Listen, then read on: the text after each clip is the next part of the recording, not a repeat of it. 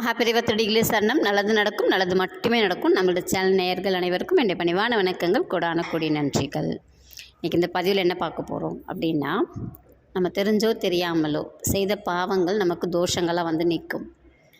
இந்த தோஷங்கள் வந்து 2 விதத்தில் வரும்னு சொல்லுவாங்க பெரியவா. ஒன்று, நம்ம பித்திருக்களுக்கு செய்ய வேண்டியது செய்யலைனாலும் நமக்கு அது பிரச்சனை தான். இல்லைன்னா நம்ம குலதெய்வத்துக்கு சரியாக எதையும் நம்ம செய்யலைனாலும் நமக்கு பிரச்சனைகள் தான். இது 2 தான் நமக்கு தொடர்ந்துக்கிட்டே இருக்கும் அப்படின்னு சொல்லுவாங்க.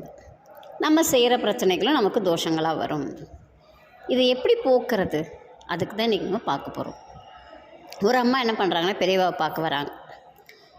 அவங்க பெரியவாவை பார்த்துட்டு, பெரியவா, எங்கள் வீட்டுக்காரருக்கு நேரம் சரியில்லை, அவர் ஏதோ தொழில் பண்ணுறேன்றாரு, எல்லா காசையும் கொண்டு போய் தொழிலில் போட்டுடுறாரு, ஆனால் எதுவும் வருமானம் வரல. நான் வீட்டு வேலை செஞ்சு எடுத்துகிட்டு வந்து கொடுக்குற காசையும் அவர் எடுத்துக்கிறாரு. ஒரு பையன் படிச்சுட்டு சுற்றி வர்றான், அவனுக்கும் வேலை இல்லை. ஒரு பொண்ணு கல்யாண வயசில் இருக்குது. என்ன பண்ணுறதுன்னு எனக்கு தெரியல பெரியவா. நான் எப்படி இந்த பிரச்சனையிலேருந்து வெளில வர்றதுன்னு எனக்கு தெரியல. சரி, ஜாதகத்தை எடுத்துகிட்டு போய் நம்ம பார்ப்போம் அப்படின்னு பார்த்தா, அவ்வளோ பிரச்சனைகள் இருக்குது, உனக்கு கிரக தோஷங்கள் இருக்குது, நீ அந்த பரிகாரம் பண்ணணும் இந்த பரிகாரம் பண்ணணும், அவங்க பெரிய லிஸ்ட்டு கொடுக்குறாங்க பெரியவா. அந்த அளவுக்கு என்கிட்ட காசு இல்லை பெரியவா, நான் என்ன பண்ணுறதுன்னு தெரியல, அதனால தான் பெரியவா இங்கே ஓடி வந்தேன் அப்படின்னு சொல்கிறேன். உடனே பெரியவா சிரிச்சுக்கிட்டே, நீ ஒன்றும் பிரச்சனை இல்லை, உனக்கு ரொம்ப சுலபமான வழியை சொல்லித்தரேன் அப்படின்னு சொல்லிட்டு பெரியவா சொல்கிறாங்க. எப்பயுமே பெரியவா வந்து எளிமையாக தான் சொல்லுவாங்க. எவ்வளோ பெரிய பிரச்சனை இருந்துச்சுனாலும் ரொம்ப எளிமையான தீர்வில் நமக்கு வந்து வெளில கொண்டு வந்துடுவாங்க நம்ம பிரச்சனையிலேருந்து.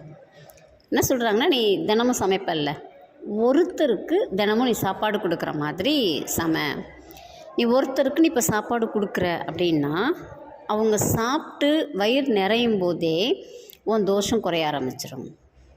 என்னால் தேடிக்கொண்டு போய் அப்படிலாம் கொடுக்க முடியாதுன்னு யோசிக்கிறியா?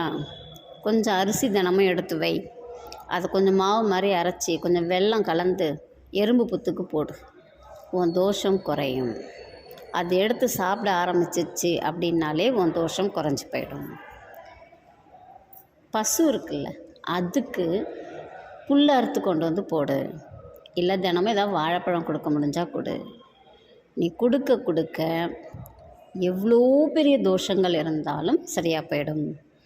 மனுஷாளுக்குத்தான் நம்ம வந்து அன்னதானம் போடணுங்கிறது இல்லை. உன்னால் முடிஞ்ச ஜீவராசிகளுக்கு நீ அன்னதானம் பண்ண அப்படின்னாலும் உன் தோஷம் குறைய ஆரம்பிச்சிடும் அப்படின்னு சொல்லிட்டு பெரியவா சொல்கிறாங்க. தானம்னாலே அன்னதானம் தான் ரொம்ப முக்கியம்.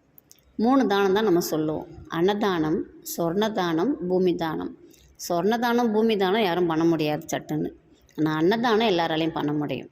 அன்னதானம் பண்ண பண்ண எல்லாருடைய பிரச்சனைகளுமே தானாக தீர ஆரம்பிக்கும். இது ரொம்ப எளிமையான வழி அப்படின்னு சொல்லிட்டு அந்த அம்மாவுக்கு சொன்னாங்க பெரியவா. நம்ம எல்லாருக்குமே இந்த பிரச்சனைகள்லாம் இருக்குது. நம்மளால் முடிஞ்ச வரைக்கும் அன்னதானம் பண்ணணும், இல்லாதவர்களுக்கு அன்னதானம் பண்ணணும். இருக்கிறவங்கள கூப்பிட்டு நீங்கள் கொடுக்கறதுனால ஒரு பிரயோஜனமுமே இருக்காது. இல்லாதவர்களுக்கு நீங்கள் அன்னதானம் பண்ண பண்ண நம்மளுடைய தோஷங்கள் எல்லாம் தானாக விலகும். நம்மளுடைய வாழ்க்கையில் மிகப்பெரிய மாற்றம் வரும். நம்பிக்கையோடு செய்து பலனடைங்கள். நன்றி, வணக்கம். நல்லதே நடக்கும்.